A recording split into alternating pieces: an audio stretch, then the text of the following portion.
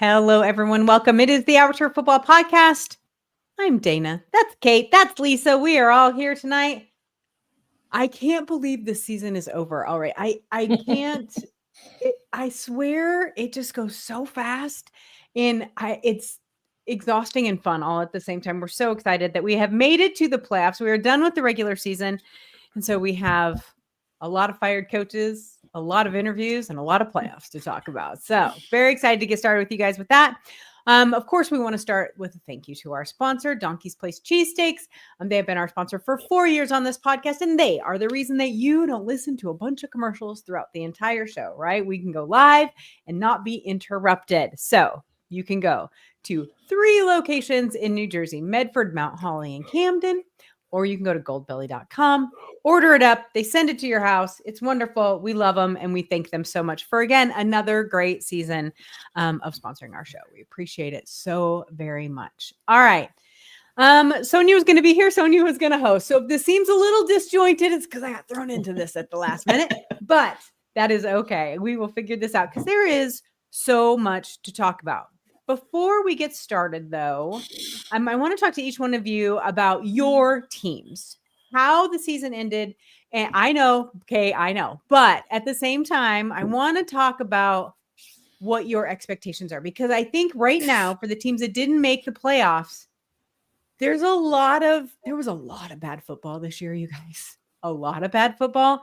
And so there's got to be like a cleanup into next year. Kate, I do want to start with you with your Browns. I know this was not the season you wanted, or this, couple of seasons that you wanted. It wasn't even close to the season we thought we were going to get.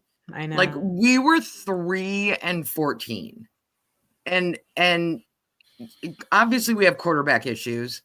I don't know if there's a worse look than Deshaun Watson posting all the videos of him being on vacation with his girlfriend while we're struggling to finish the season.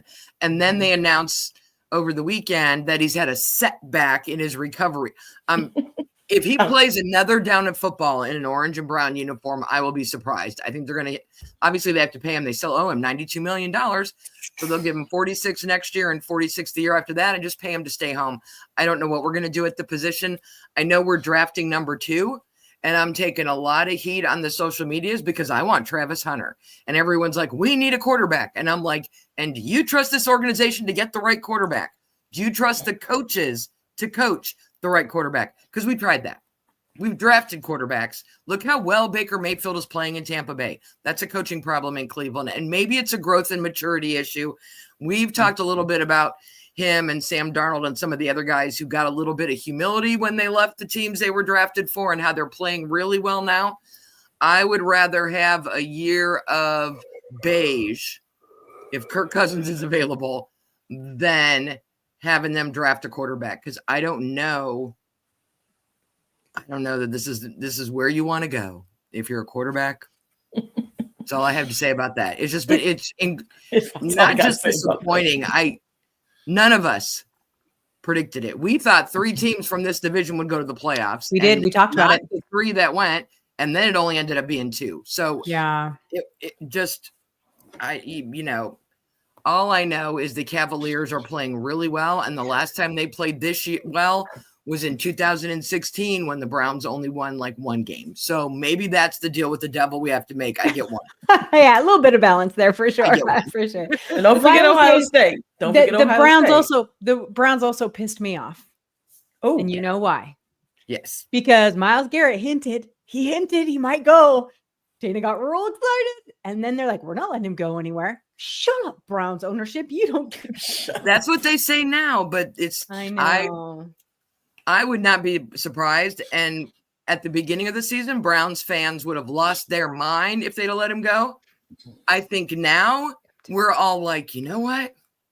He's only got a few years left in him. Why keep him here in football purgatory? Take a couple of draft picks from the Seattle. Amari Cooper is going to the playoffs.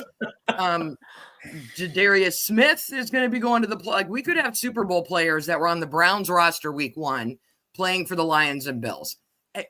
Let Myles go somewhere where he can get himself a shot at something. Because we did that to Joe Thomas. We kept him for his entire career, and he won a whole lot of nothing. Fair. Lisa, a lot of frustration coming out of Miami right now, too. Some happy, some sad that your owner said that hipster home brewer's not going anywhere. I've seen a little bit of arguing about that. Lots of question marks around Miami. Where you sit with them? It's tough. I mean, I don't think I've ever wanted the season to end so much. I know it's sad to see, but I'll tell you, I was just, because I'm old school. If you need help to get in the playoffs, you don't belong. I'll stand by that. You're just aching to get embarrassed or get ousted. I've never been a fan. Now I'm a fan that if you win the last game, you're in. If you win, if that's the whole case scenario, just win and you're in. But when you need to mountain of things to go. You don't love those when they say if they win, they need these 12 teams to lose, and then this one has to tie or with all of that. Yeah. Tiebreaker. The fifth tiebreaker is how the Rams managed to win our division. Oh, it's crazy. Yeah. It's nuts. And then to lose the game at the same time, to have our wide receiver go all diva, Antonio Brown on us. That didn't help matters. And then having our owner release a statement 2 minutes after the loss saying nothing's going to change. I mean, of course, the frustration that's a bad time to do that. You should not have done that. I mean, you should at least give the fan base 24 hours to digest it before you just throw out that absolutely nothing's changing. I mean, that is crazy to think that nothing's going to change. I mean, when you look at the schemes, Miami throws screenplays. You get a screen, you get a screen, you get a screen. That's our whole freaking offense is screenplays. And it's the 49ers too. I mean, he's a mold of Shanahan. I mean, when you watch the 49ers and Dolphins play, it's the same damn thing. Wide receiver screen, tight end screen, running back screen. I mean, they love their screens. And we got a quarterback. I don't know what the hell happened that last game. I honestly don't.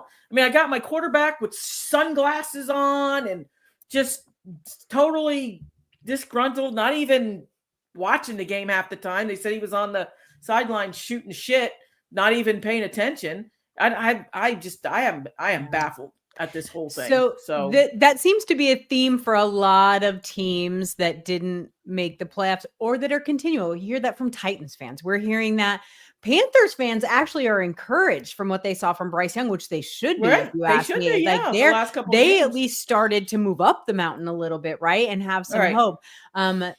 Raiders fans are pissed. There's all of these teams that seem to be kind of stuck, right? I will say this about the Seahawks. They were the only 10-win team that didn't make the playoffs. So congratulations, Seahawks, for making 10 wins. Fifth tiebreaker is what it took, and that's okay. But at least there's some upside. They did fire their offensive coordinator. We will talk about that. But at least there seems to be an upside. But man, there's a lot of teams that are just the Giants. They're not getting rid of anybody. I'm like, anyway, we could do a whole show and we're going to talk about this during the offseason, you guys, for sure. We're going to get deep into some of these teams, but let's go ahead and start with the teams that made the playoffs. So we have two teams that have bye weeks. We have the Detroit Lions and the Kansas City Chiefs. Great for the Lions. They're going to start to get some of those players that were injured back. And so this is a perfect timing for them. I was shocked at that game against the Vikings. That is not, I think any of us expected out of that game. I think we expected a much higher scoring, much better game. But going into the wild card round, we have the Chargers and the Texans playing Saturday, the Steelers and the Ravens playing Saturday, and then the Broncos, Bills on Sunday, the Packers, Eagles Sunday, Commanders, Bucks on Sunday. And then there is a Monday night game with the Vikings and the Rams. So there are some good matchups coming into this wild card weekend. Some teams with some really high win totals that are playing in this wild card round. That's how good so many teams were this year and how bad so many teams were. There was such a dichotomy. So it's interesting. But Kate, you did a little research on how important those first round buys are. Yeah. So I just wondered, and I only went back 15 years. And even then, it's hard to set up a trend because back in 2010, for that Super Bowl, the 09-10 season, there were only 6 teams from each conference, and then they expanded them. 6 years out of the 15, both teams that got a bye faced each other in the Super Bowl. 5 years, one team made it all the way to the Super Bowl. And then there were 4 years where neither team that had a bye got to the Super Bowl. And in 2 of those years, they both went out in the wild card round. Oh. So having a bye isn't a guarantee. I think it depends on the team. So like Kansas City does really well when it gets a bye. Baltimore does not. New England does really well whether it has a bye or not. But those were also the Brady years. Green Bay had a bye 3 of the years and only made it to the Super Bowl once. They made it 1 year when they didn't have a bye. So it doesn't seem to matter from I would say a statistical standpoint. It's just going to be, I think it's going to come down to head coaching. Maybe I should look at who the head coaches were, because I think you've got a couple things. So you've got head coaches being able to keep their players focused and on point for that week that they're off. I think Baltimore in particular, I would say, because I know them better than most of these other teams. Lamar, he don't need a week off. He gets rusty. That whole team gets in his own head, rusty. I think. And and they need to just keep grinding. But this year, to the point you made earlier, when it came to Lions Vikings, I was hoping the Lions would win and get the bye because they have so many health issues that by giving them a week off, I just want good football. Yeah. I don't have a dog in this fight. In my second favorite team's out. My other teams are like the teams my heart beats for are all out. So I just want to see some good football. And I feel like Detroit will play a better game once they get a couple more people back. We'll see. We'll see. But so here's the interesting thing for me, Lisa, is that I have been a firm believer and I have had this conversation a lot. People argue with me that luck has an insane amount to do with it once you get to the playoffs. Once you get to the playoffs, yes, you need good players. Yes, you need good teams, but luck. Part of that luck is whether or not you get a bye. And like Kate said, whether or not you need it. I'm wondering if you look at the Kansas City Chiefs versus the Lions, as Kate said, need that bye. They need to get those players back. Like they're going to have so many. If I'm not mistaken, didn't they have the first bye week? Like their bye was week 5. It was very early bye. Well, this long stretch of games. Right. Hold on. I'm not done with my question. Hold on. Let me give you my whole point. Okay. The Kansas City Chiefs didn't play last week. Obviously, 38-0 or whatever that score was that they played. So they're going to have 2 weeks off. Is that a detriment? They have been off for 2 weeks. So how do you feel about that? The luck aspect of it and whether or not this could be good for Kansas City or it could be bad for Kansas City? It's hard because how could you justify if you played some of your starters and they got hurt? I mean, how could you're going to be facing criticism? Why are you doing that? They still have to practice. You still have to go through. So, I think, in my opinion, I'm not taking the chance. It's not worth it to me. It's not worth just some fluke happening to Patrick Mahomes. You got to look. You look at the bigger picture. You look at the bigger prize. Yep. And do you think a little bit of it was about the Bengals? Because I think a lot of it was about the Bengals. Don't have a good history, and if the Chiefs had won, the Bengals would be in the playoffs. Well, and that's another thing too, is when you look at things like that too, and that goes to what I kind of want to talk about of like how everything fell. Like honestly, I swear to God, I think the Bills lost that game on purpose so the Patriots wouldn't have the first pick. I mean, how do you lose the first pick? And you have a coach that obviously knew he was probably getting fired. So what the hell? Let me blow the pick for him. That game baffled me. I'm sorry. I will say, go ahead. Both teams seemed like they didn't want to win.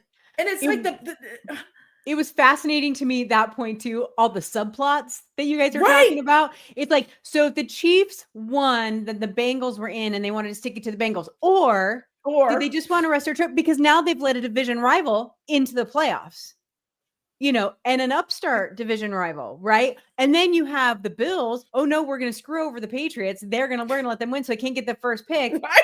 But at the same time, it doesn't change our seeding really. I mean, it was just because nothing changed the seeding. You're right. Those first, they were locked. So there was really nothing to get. But right. They're just like the plot twist and how everything was coming down and who players that were in the game because of the year-end incentives and stuff. Yeah, we're going to get to that. Don't get to your incentives but I'm just going into it. Yeah. So, I mean, I thought let's do a few comments from the crowd here. So from our live chat, if you guys are watching over on Facebook, over on the world formerly known as Twitter, then come on over to YouTube for our live chat, because then we can post your comments up there. So Big Red, was the last game a throwaway from Kansas City, seeing as they were locked for the bye already? Yes, I think without question that was definitely throwaway. This is interesting. Darcy, fun fact, the Houston Texans have made the playoff 8 times, and they've played at 4:30 on Saturday all 8 times in wild card. So is it a lucky time slot for them? Is it not? I like this from Big Red. He also says New England's entering another period of the dark times. Dude, that was, I can't. So many of the conspiracies I heard that day were just, they made me laugh. It was comical. So good. Darcy also put that Kansas City had their week bye in the 6th with the Rams and the Vikings. Also put that the Chargers, Eagles, and Lions had it in week 5. So you were right there for sure. And then it's just interesting. And then we have Dr. Life Coach, the Chiefs needed it because they're playing in the postseason so much. It's like they've been playing an extra season or 2. That is true. And that is hard on a team for sure. But at the same time, do we feel bad for them? Not so much. I don't think we so much. They're getting paid. They spent 4 hours in a plane on a runway, and I tried to feel bad for them on Saturday, but I couldn't. Tried to feel bad for them. I'm just looking back at the games on Sunday. I feel like the Lions-Viking game was really the only one where somebody cared. I think so too. Both teams cared about the outcome. All the rest, I don't think anybody cared. Nobody cared like who won, who lost. Who, I think maybe the Bengals was a little bit of an interest between them two and how that went. But like the rest of them, no. Seattle Rams meant something to the organization. I don't think it meant anything to the fans, but getting to 10 wins, I think, was important to a rookie head coach. So I get that a little bit, even though they knew they were out of the playoffs. I think that meant something to them, going out at a high note and finishing the division 4-2, which is huge, especially for Seattle over the last couple of years. There was a couple others, but honestly, you could almost feel the lacklusterness. The one thing that was a lot of fun, and Lisa, this feeds into your incentive conversation. Mike Evans, that last catch for that 5 yards. That was a running play. That was a running play. It was. They switched it. The team switched it for him. So, and then like you said, so can we go into it now? Go ahead. Yes, let's do it. Cooper Rush got screwed. Okay. Let me tell you something. I am sorry. There is no way you're going to tell me that the Cowboys didn't screw that poor guy. I felt bad for him. We want to see how Trey plays. Come, please. Oh, yeah. Please. You have been out. You were out of the playoffs for 3 weeks. You started Cooper every single game. You could have seen what was his incentive that he got that he didn't get? Was it starts or was it yards? It was basically this is how it played out. I got it right here for us. It basically said quarterback Cooper Rush would have got $500,000 in incentives if he played 55% of the team's snaps. Going into Sunday's game, he was 52.5. How is that? Thank you. But that's 52. Jerry. They hosed him. But Mike Evans was a little bit easier because even the announcers through the whole game were like, he needs 11 yards. He needs, like, they knew. And there were a couple I watched where there were linemen who need, or like a defensive lineman, he needs one more sack. And then the guy got his sack and then was on the bench for the whole rest of the game. Like, there's a whole lot. Von Miller was one. Von Miller from the Bills. He was one. I mean, I had the whole list. And basically, out of that whole list, there was almost 30-something players that need incentives that were starters. 95% of the teams let them start and get their incentives, except for the Dallas Cowboys. Oh my God! Here, Kristen's got a great point. Add that more evidence that the Cowboys and Jerry are assholes. It's so true. It's so true. It's interesting. Ridiculous. But let me throw one in there too, because you know what? Teams want these players to get these incentives because it makes them, have some goodwill to the team and the front office. Plus, it's their money. Damn it, let them get their money. What does it do for your negotiating? I'm negotiating with the Cowboys for my contract, and they want to put a whole bunch of incentives on it. Nope. And I'm going to be like, you know what? No, I'm going to need guaranteed money so that you don't bench me week 17 and hose me out of my incentives. You lose that trust factor with the players and their agents. Yeah, it's so true. Let me tell you someone who screwed themselves completely. Juwan Jennings, San Francisco 49ers. That Can I be ejected from a game for unsportsmanlike proceed? 25 yards short of 1,000-yard season with incentives. And he got injected. And He got ejected. Oh my God. He started a fight it. on 2 consecutive plays. It's on him. I laughed so hard because was if on that's not the most San Francisco thing to do, I don't know what it is. It was just crazy. Oh my God. It was and it was fun because it was something to keep, like you said, we had lackluster games. Well, Yeah. that's something that's least fun to watch. I mean, Mike Evans, like I said, they did. Geno Smith was another one. They cut into cut in to one of the games and said, Geno Smith just got it meant nothing to anybody else in the whole world, but they still made it about Geno Smith. And this is what, Seattle could have shut him down, and said, listen, but no, they said, nope, Geno got it. And it's like, there's cha-ching. I'm sorry. I need Kristen. Can you write this down in chat that Lisa said something nice about Geno Smith? I just want to put it out there. I said something else about the Seattle Seahawks, thinking that was nice of them to do that for him. The announcers broke into my game that we were watching and said that, and my first thought was, "Oh, Lisa gonna be pissed." But I will say one thing that all 4 of us on this show are consistent with is that we want the players to get their money. They deserve their money. The owners deserve their money. The players get your money. We're big on that. Go get your money. When it's just snaps, I get a little iffy with that. But when it's yards, when it's catches, when it's sacks, you have to perform. Just throwing them out there, isn't going to get them paid. They still have to do something to earn that, not just be present for so many snaps. So those are unless you've got someone with an let injury 'em earn issue or I agree with that, but it's hard. And it is a great way. You guys bring up a great point. Chat did too.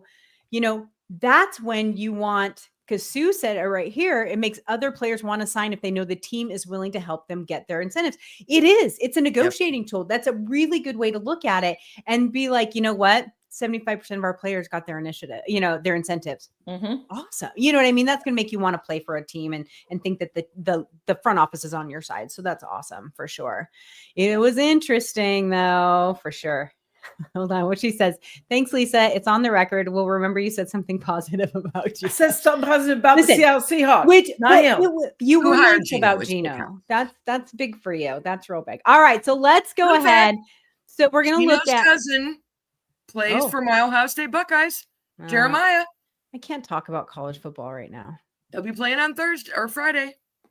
My poor Montana State. I know, what the hell, man. You toted them all season. They had undefeated. 15-0. They were 15-0. You got all of us to watch them, and we jinxed it. I should have not watched. I'm like sitting down. This is gonna be a great game. They were getting hosed. I'm like, what the heck? Which is funny because they had beaten on average every team they played by 30 points. I don't know what happened in that first half, and then they came back and made it a game in the second half. But you know what? I'm still real proud of them because the Bison, North Dakota State is like the 20-year Patriot reign, right? Like they're an impossible team to beat. And so the fact that they went 15-0 in the season and got there is good, but it still hurts. And yes, I had a bunch of people go, why do you care about Montana State? Dude, it's the only college I pay attention to. It's my school. From there. Well, right. It's my school. So anyway, all right. Well, let's move on. Let's talk about some of these coaches. All right. Ooh. Obviously, we had a couple coaches that were fired throughout the season. The Bears got rid of their head coach, and then they teased me and said they were going to talk to Pete Carroll, which made me real excited.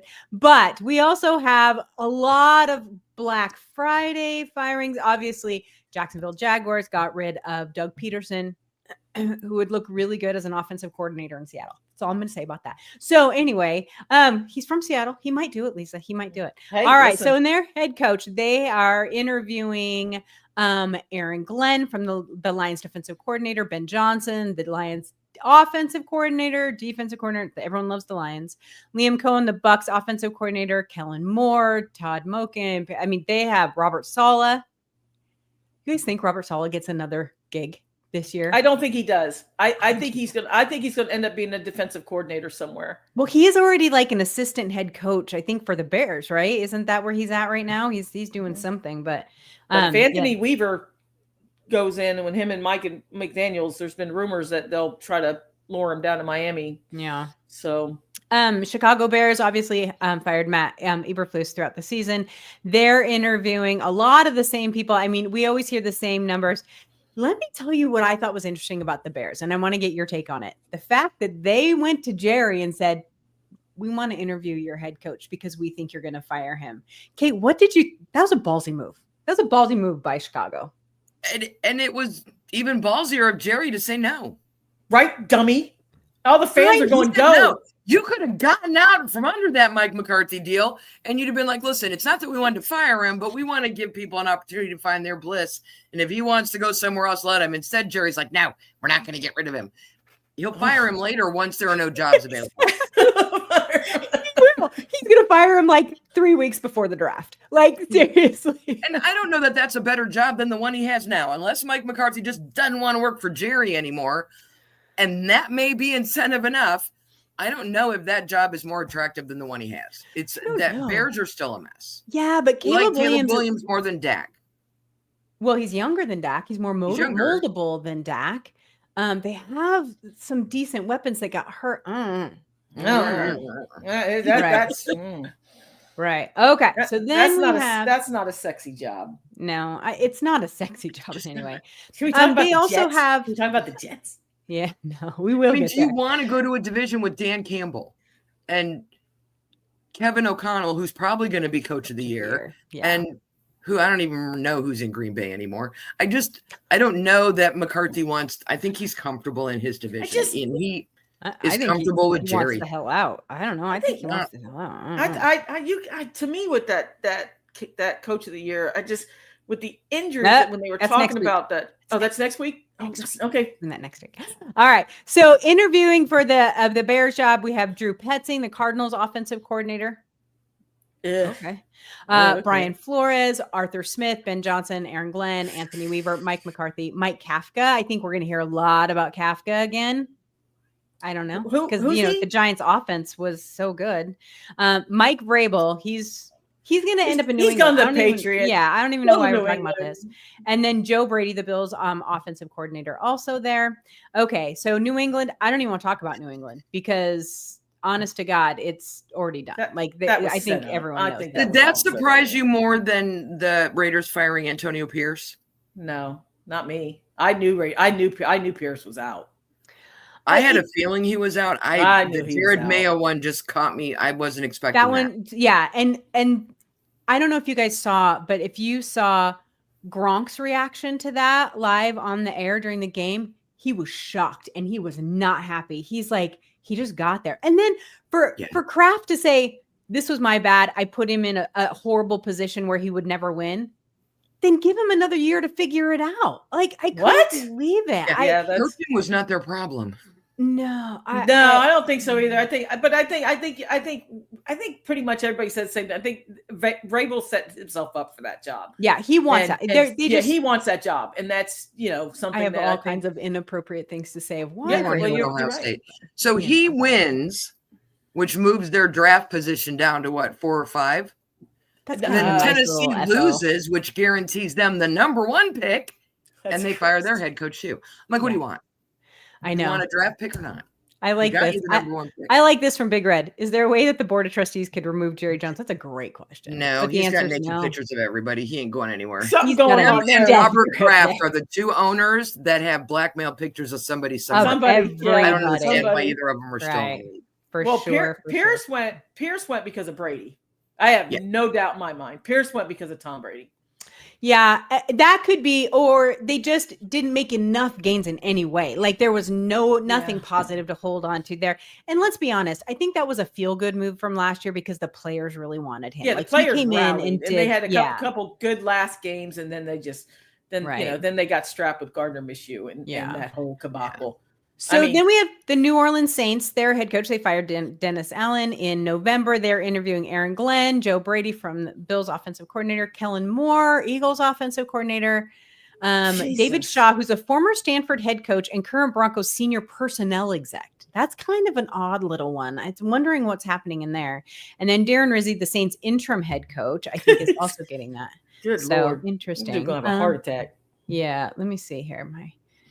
my page is. We didn't go to the Jets yet. We're getting there, Lisa. I've got to scroll. So sorry, my computer froze up on me just a little bit. So then we have after that. Come on, you can do it, computer eye. Okay, now the New York Jets, Lisa. Fired the one coach that shouldn't have been fired. Let's just put that out there. So they are interviewing. Let's see. They also got rid of their GM. Let's not forget that too. So why are you interviewing coaches without a GM? That baffles me. They brought in Mike Tannenbaum to come in and do a kind of their dual general manager coaching searches, that sort of thing that's going on. After they got rid of Robert Saleh. I am so sorry, my computer. Are they seriously considering Rex Ryan? I know. He interviewed today. He said that he has it locked up. Tweets from 2012. What is this? He says he has it locked up, completely locked up. They did interview Louis Riddick, the ESPN analyst, who we all think. I think that's a no-brainer. That should be a no-brainer. That should be a no-brainer. GM position. Jim Nagy, who runs the Reese's Senior Bowl. They also John Robinson, Tom Dimitroff. These are names that we've all heard before. And then they have a whole bunch of others that they're looking there too. I think that once the GM is done, then they'll probably focus on it. But they're going to be late. You want a GM first, though, right? Wouldn't you want a GM first? Yeah, I think that's what they're doing. So then the Titans GM, also they're looking for them too. They got rid of just Rand Carthon just today. They'll keep him. They're going to keep head coach Brian Callahan. The Titans are, but they want a new GM. So that makes sense. Let's see. So you guys, let's talk about this for just 1 second. And then we're going to go back through our comments over here. Of the jobs that are out there, so you have the Jets, you have the Bears, you have, all of these teams out there that fired their coach, Vegas, Saints, whoever. Who is the most appealing? What position to you is the more appealing job to take? Because we're going to see a lot of retread names for all of these jobs. So which one is the most appealing? Kate, which do you think is the most appealing? I'm gonna steal Lisa's answer, and I'm gonna tell you the Jacksonville Jaguars have the best quarterback of any of these teams who are looking for a coach. I'm hoping Robert Saleh ends up there. I love him. He was saddled with Aaron Rodgers. I'd love to see what he could do with Trevor Lawrence. Jacksonville's problem is not the talent on the team, it's their salary cap. They've got some bad contracts and they've got limited funds. And if they can find a way to fix that, I think they need someone with some head coaching experience. And Saleh's got experience. So he's my favorite. For him to land somewhere, that's my favorite place for him to land. Mm-hmm. And that would be the job I would be the most interested in. Maybe the Bears, because, I think it's a difficult road. And Caleb Williams isn't my favorite person. He is incredibly talented. And I think they have like the 4th or 5th most cap space. So they have the most money to play with of all these teams that fired people to rebuild. But that's really more of a GM thing, depending on who their GM is, right? On how he can maximize their money. So for me, it's the Jacksonville job. So interesting. I look at owners when I look at these jobs, Lisa, and I don't know about Khan. And they're getting a new stadium and they're doing all that stuff, but I don't know how he is as an owner, as that team just has kind of always languished a little bit.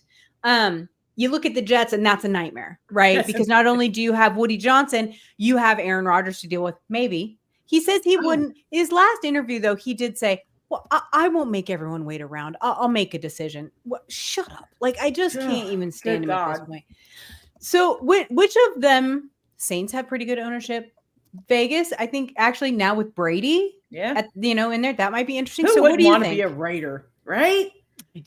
That's intriguing job. Yeah. Because if I'm the Raiders, and I'm Tom Brady, no personal income tax in Nevada. I'm gauging the Tennessee Titans with Will Levis. I'm going to see how interested they are, because I'd throw the kitchen sink at them, and I'd get Shedeur Sanders. I'd give everything I could to try to get that kid to the Raiders.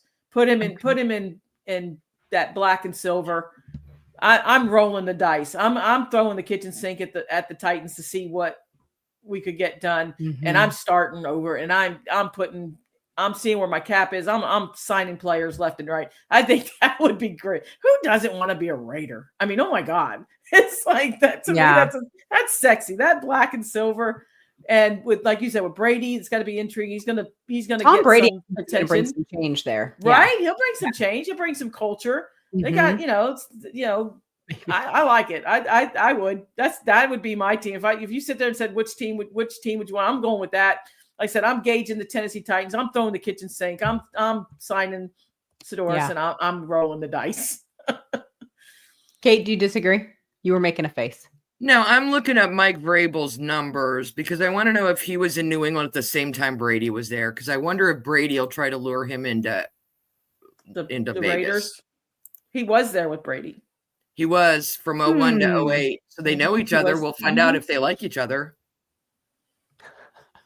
So you guys, our chat, I love, okay. So our chat is just the best. So obviously Sue said, the Jets have interviewed everyone except my mom, to which I think, Kate, it was you who said, hey, Sue, your mom just called me to say they're requested. So true. So interesting. Darcy's got a good point. How has Jacksonville's GM survived 3 coaching changes now? Again, I have lots of questions about front offices because the GM's looking for the fairy dust on that coach that can get Trevor Lawrence to play up to what everybody is expecting Sunshine to play at. It's that fairy dust. It's the, that coach that's going to be, and I hate to say it, but Doug was a quarterback. Come on. I mean, he won a Super Bowl. How was that not successful? That's makes you wonder about Sunshine a little bit. I'm not it even does. But now, really but does. To be honest with you, they already paid him, so they're stuck with him. They've got to make it work. Go ahead, Kate. My unpopular opinion is Sunshine got himself married and had a baby, and now he can't play football anymore. Women ruin. We ruin everything. Look what happened to Tiger Woods. Like the list is long. These Russell guys. Wilson. No, hey, you're making better.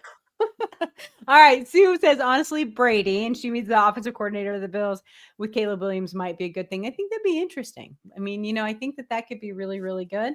And then we have all kinds in here. So let me see. Sue says her mom's like on the line. That's hilarious. I love it. This one, Bob, God love you.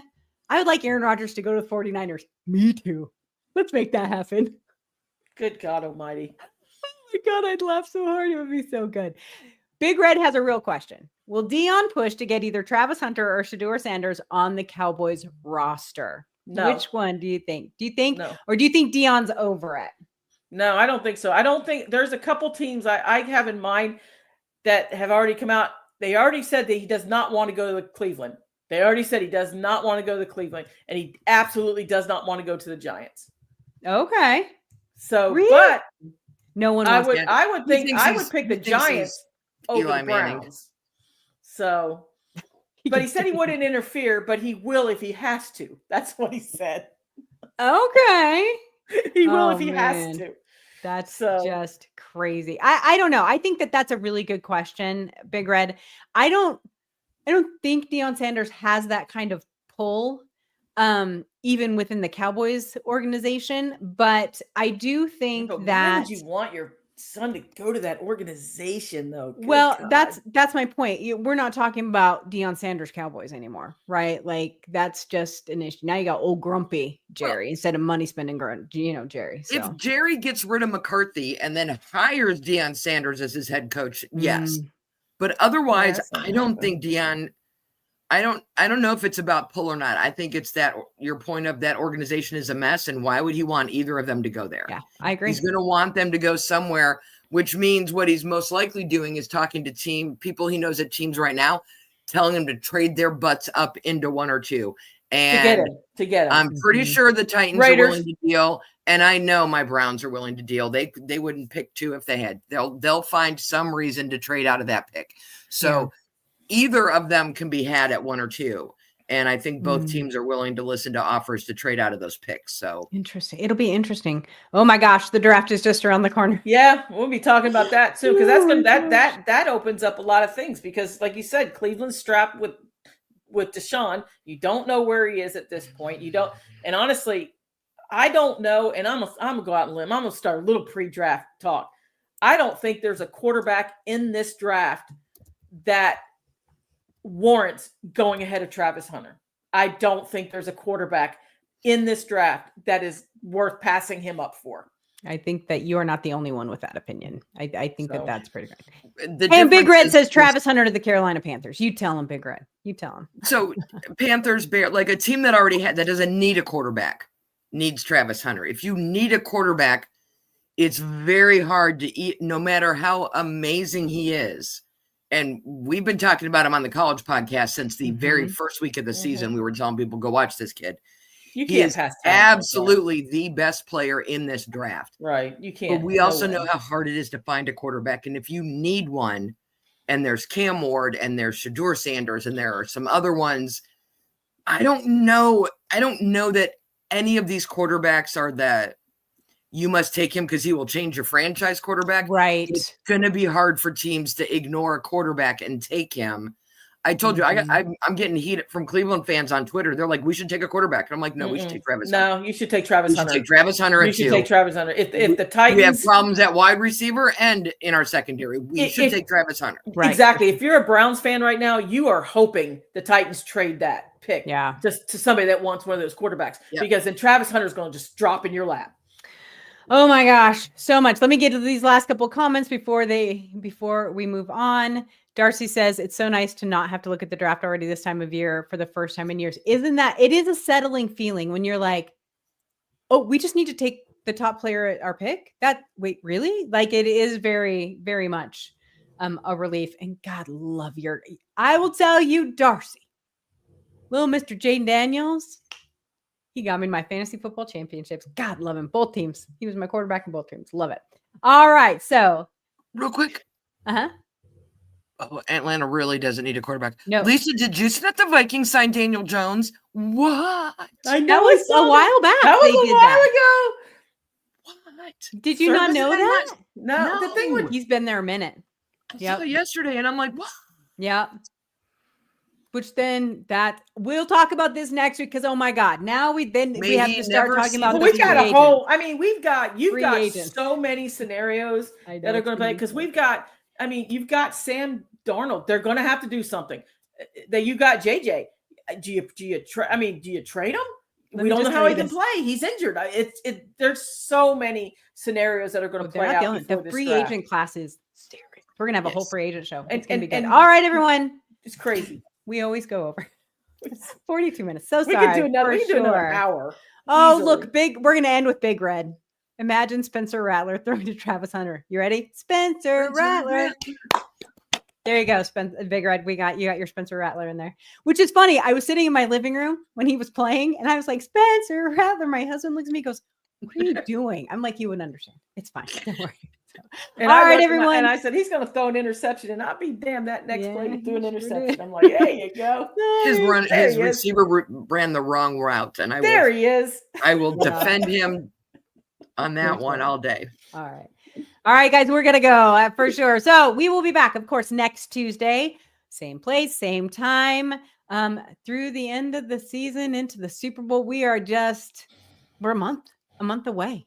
That's crazy to me. I can't even get over that. But got some interesting shows coming up. We are going to talk about free agency. We are going to talk about some of these coaches. We're going to talk about college kids.